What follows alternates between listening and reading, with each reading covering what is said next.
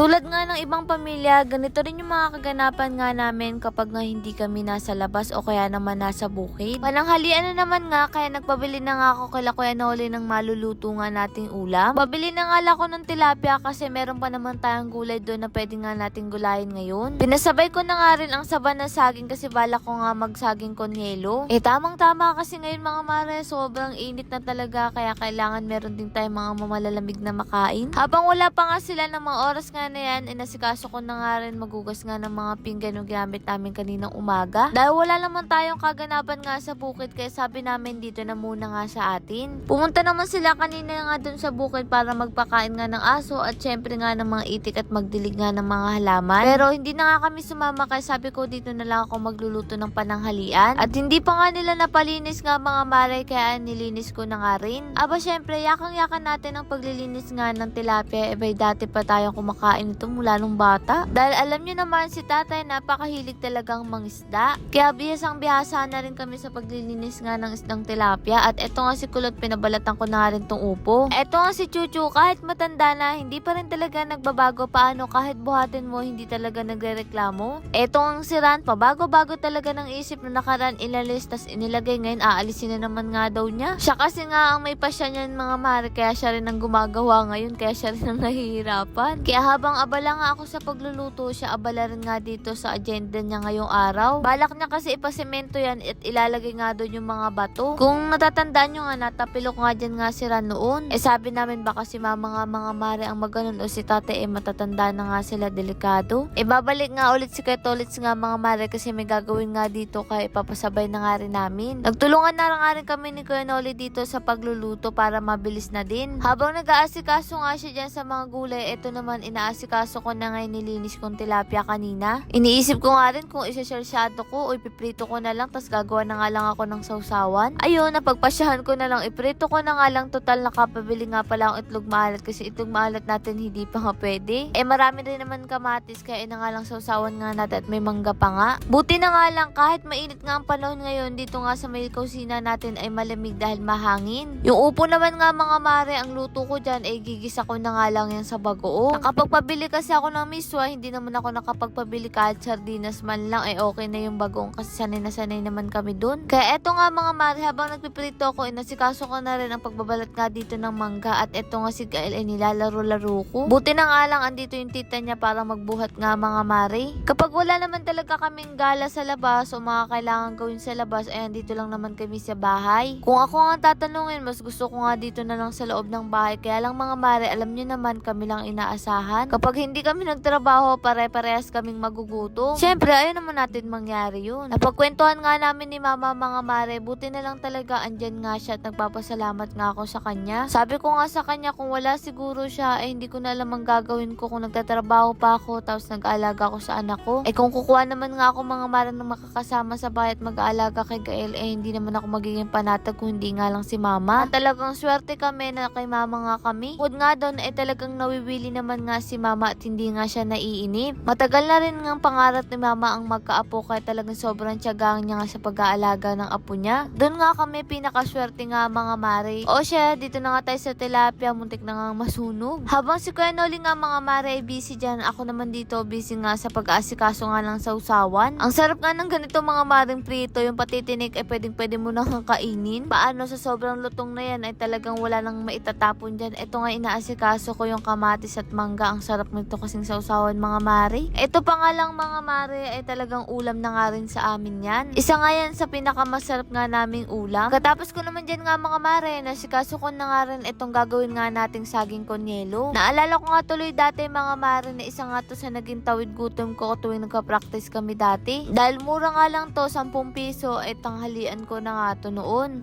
Bawat andito nga mga mare ay kanya-kanya na nga rin kami ng ginagawa para mapabilis na nga rin mga mare, para makakain na nga rin tayo ng pananghalian nga natin. Kung hahanapin nyo nga po si tatay ay nako mga mare, nako saan-saan na namin nga nagpupunta. Madalas talaga kasi kapag walang ginagawa ay hindi nyo rin matatagpuan nga dito si tatay kasi kung saan-saan nga siya pupuntang mga kaibigan niya. Dahil si tatay talaga yung tipo kahit saan mo nga mga mare dalhin ay nagkakaroon ng kaibigan. O siya, eto, inasikaso ko na nga rin yung saging habang si Kuya Noli naman naman pinirito na nga rin itong talong. Masarap nga to isawsaw nga mga mare sa toyo na may kalamansi. Kaya lang hindi ako nakapagpabili nga ng kalamansi. Nung okay na nga, nag-isa na nga rin ako dito ng bawang sibuyas para maisunod ko na nga itong upo nga natin. Pinagsabay-sabay ko na nga para mabilisan na nga din mga mare. Ganito rin kasi ako kapag may ginagawa ko sabay-sabay para pag natapos sabay-sabay nga rin at makapagpahinga nga agad. Sabi ko nga sa inyo, nagsisimula pa nga lang kami ni Ran ay ganito ko. Dahil si Ran nga pumapasok sa construction, dapat nga ay maaga ka pa lang gising ka na para maasikaso mo nga almusal niya at syempre baon niya. Hapon naman nga noon, alas 3 pala nakapagsaing na nga ako para sa hapunan para pagdating niya ng alas 5 kakain na kami ng hapunan. Tapos lahat ng labahin ko nun mga mare ay talagang tapos na. Pero na ganun nga kami nagsisimula ni Ran, talagang walang-wala kaming dalawa. O siya, eto't kumain na tayo ng pananghalian. Dahil halos ay tapos na nga rin mga mare, ito na lang inaantay yung gulay.